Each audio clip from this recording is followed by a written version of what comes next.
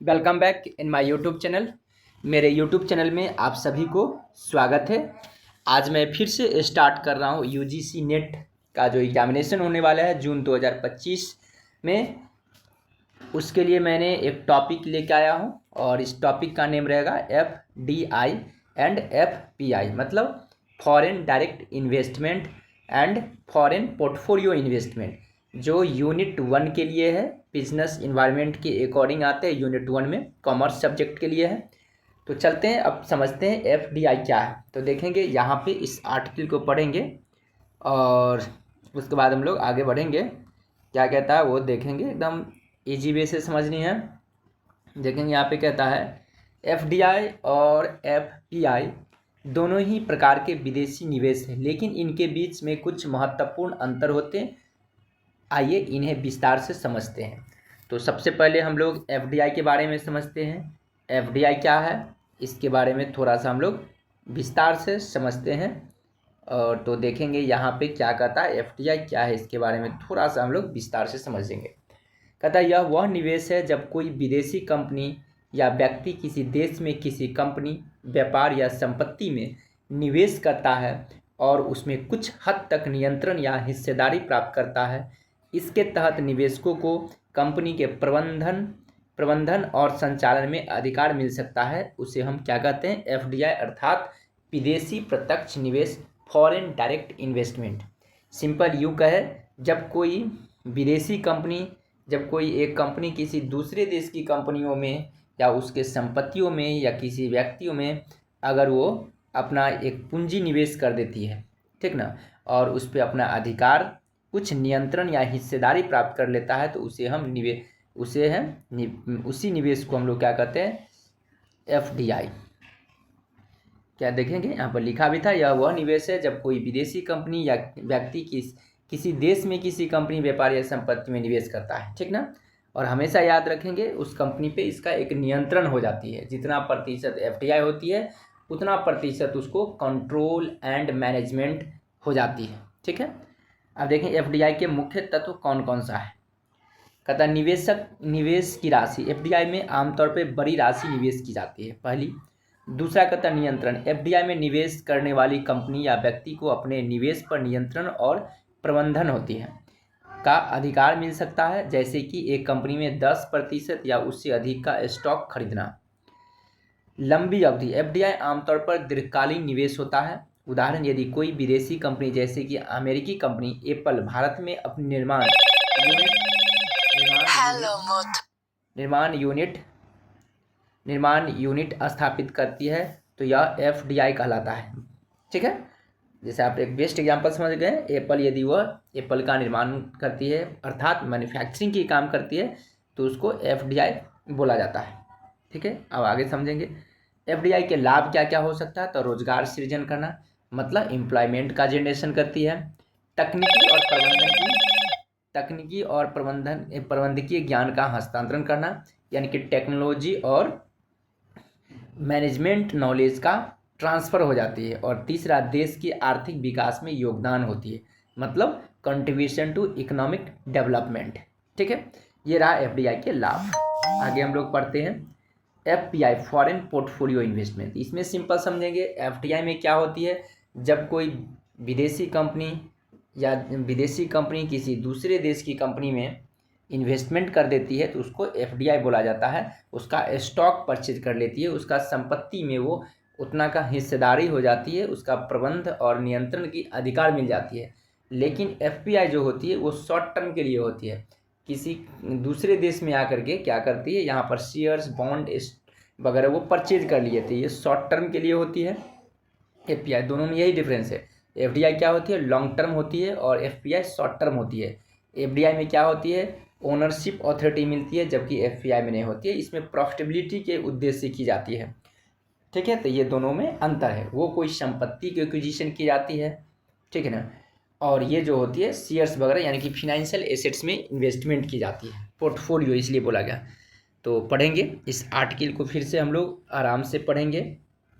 तो देखेंगे यहाँ पर क्या कहता है यह वह निवेश है जब कोई विदेशी निवेशक किसी देश के शेयर बाजार या अन्य वित्तीय उपकरणों जैसे कि बॉन्ड म्यूचुअल फंड्स में निवेश करता है, इसमें निवेश करने वाले का उद्देश्य वित्तीय लाभ प्राप्त करना होता है, न कि कंपनी के प्रबंध में हस्तक्षेप करना होती है। ठीक है, ये रहा मतलब क्या कहता है, यह वह निवेश होती है जब कोई विदेशी कंपनी किसी देश के शेयर बाजार या अन्य वित्तीय उपकरणों यानी कि अन्य फाइनेंशियल टूल्स में वो क्या करते हैं, इन्वेस्टमेंट करते हैं, जैसे बॉन्ड हो, म्यूचुअल फंड्स हो, उन तमाम चीज़ों में वो इन्वेस्टमेंट कर देती है। ठीक ना, तो और उसका क्या होता है, उनका मेन ऑब्जेक्टिव होता है फाइनेंशियल प्रॉफिट अर्निंग करना। एफपीआई के मुख्य तत्व देखेंगे क्या क्या है।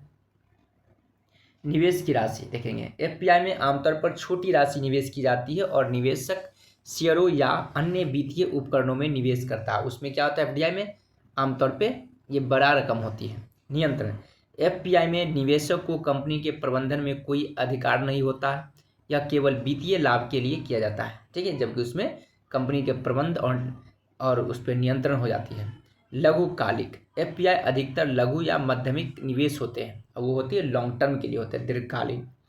उदाहरण, यदि कोई विदेशी निवेशक भारतीय शेयर बाजार में निवेश करता है जैसे कि एनएसई या बीएसई में, तो वह एफपीआई कहलाता है। ठीक है, तो इस तरह से समझें, एकदम इजी वे से समझेंगे, कोई बहुत बड़ा टॉपिक नहीं है। और मैं फिर से बता दूं कि जो भी नए स्टूडेंट हैं मेरे चैनल से जो जुड़े हों, प्लीज़ शेयर्स करेंगे, ज़्यादा से ज़्यादा सब्सक्राइब करेंगे, लाइक करेंगे, क्योंकि मैंने एक यूजीसी नेट का जो जून में एग्जामिनेशन होने वाला है उसका मैंने सीरीज स्टार्ट करी है। और इस सीरीज़ के माध्यम से जितने भी यूजीसी नेट का जो टॉपिक है कॉमर्स से रिलेटेड पेपर 2 का, मैं उन तमाम टॉपिक को अपने यूट्यूब के माध्यम से मैं कवरअप करवाऊँगा।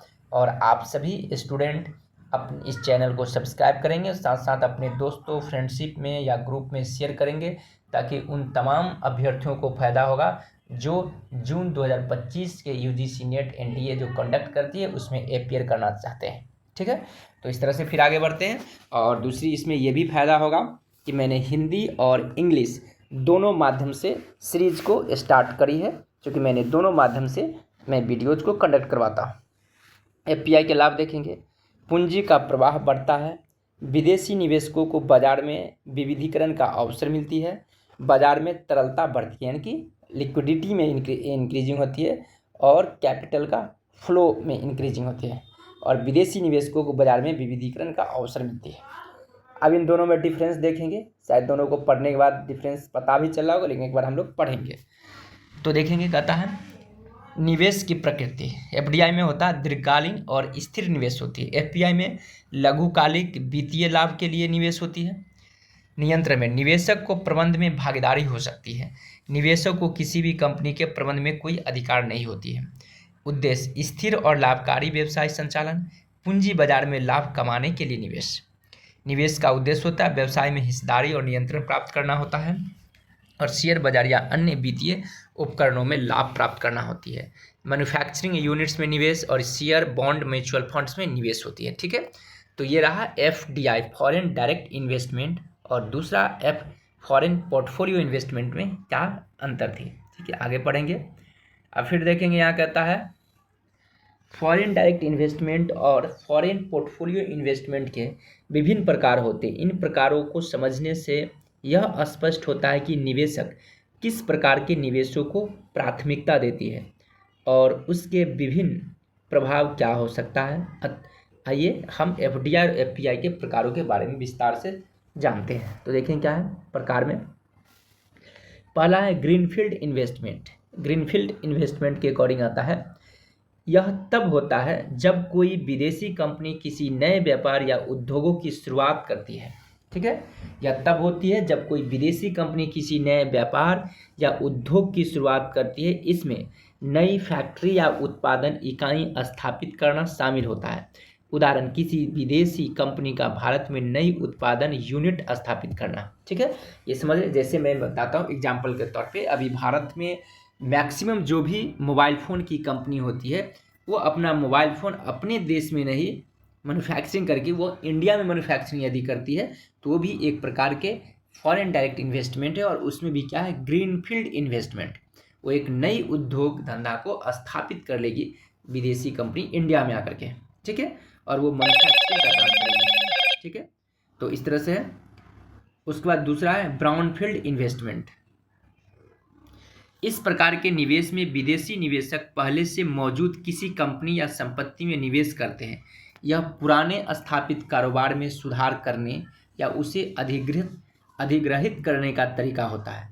उदाहरण, एक विदेशी कंपनी भारत में किसी पुराने कारखाने का अधिग्रहण करती है और उसे बेहतर बनाती है। ठीक है, जिसको मैं कह सकता हूँ डिसइन्वेस्टमेंट। ठीक ना, इसको ब्राउनफील्ड इन्वेस्टमेंट बोला जाता है। एक क्या समझे, ग्रीनफील्ड, और दूसरा ब्राउनफील्ड इन्वेस्टमेंट हुआ। ठीक है, मतलब जो पुराने हैं, जो ऑलरेडी है, या उसका उद्देश्य हो सकती है उस कंपनी के पास पूंजी की कमी हो सकती है, या हो सकती है वो कंपनी बंद पड़ी है, टेक्नोलॉजी की कमी है, तो वो नया नया टेक्नोलॉजी में इन्वेस्टमेंट कर देती है, टेक्नोलॉजी में को ज्ञान देती है। ठीक है, तो पहला समझे, एक क्या समझे, ग्रीनफील्ड, और दूसरा ब्राउनफील्ड इन्वेस्टमेंट। तीसरा, मर्जर्स एंड एक्विजिशन, संलयन और अधिग्रहण। मर्जर एंड एक्विजिशन भी एक एफडीआई की प्रकार है। तो देखेंगे इसमें क्या होती है। इस प्रकार के एफडीआई में एक विदेशी कंपनी किसी अन्य कंपनी को पूरी तरह से खरीद लेती है। अधिग्रहण या दोनों कंपनी मिलकर एक नई कंपनी बना लेती है, संलयन कहलाती है। ठीक है, यानी कि मर्जर और एक्विजिशन। ठीक है ना, जब कहता है कंपनी को पूरी तरह से खरीद लेती है तो उसको मर्जर कह सकते हैं, मतलब संलयन कह सकते हैं। और जब यह दोनों कंपनी मिलकर एक नई कंपनी बना लेती है, संलयन, ठीक ना, तो उसको हम लोग क्या करते हैं, मतलब मर्जर कह सकते हैं। उदाहरण, किसी विदेशी कंपनी का भारतीय कंपनी में 100% हिस्सेदारी खरीदना।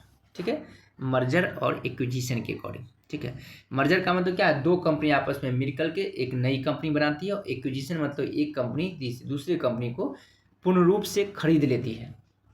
तीसरा, ज्वाइंट वेंचर, संयुक्त उपक्रम। इस प्रकार के एफडीआई में एक विदेशी कंपनी किसी घरेलू कंपनी के साथ मिलकर एक संयुक्त उपक्रम बनाती है जिसमें दोनों कंपनी का निवेश और प्रबंध में योगदान होता है। उदाहरण, एक विदेशी कंपनी और भारतीय कंपनी का मिलकर एक नई फैक्ट्री स्थापित करना, उसको बोला जाता है ज्वाइंट वेंचर। कहता है इस प्रकार के एफडीआई में एक विदेशी कंपनी किसी घरेलू कंपनी के साथ मिलकर एक संयुक्त उपक्रम बनाती है जिसमें दोनों कंपनी का निवेश और प्रबंध में योगदान होती है। देखेंगे मर्जर में क्या होती है, इन दोनों में लगता होगा दोनों सेम है, लेकिन दोनों दो चीज़। मर्जर का मतलब ये है कि पहले से एक ऑलरेडी कंपनी है, वो कंपनी और कोई दूसरे विदेशी कंपनी आकर के एक नई कंपनी स्थापित कर लेती है। लेकिन ज्वाइंट वेंचर में क्या होती है, एक फॉरेन कंपनी और एक डोमेस्टिक कंपनी मिल करके एक नई कंपनी का शुरुआत कर लेती है, उसको बोला जाता है ज्वाइंट वेंचर। ठीक है, जिसमें दोनों कंपनी का निवेश और प्रबंध में योगदान होता है। उदाहरण, एक विदेशी कंपनी और भारतीय कंपनी का मिलकर एक नई फैक्ट्री स्थापित करना।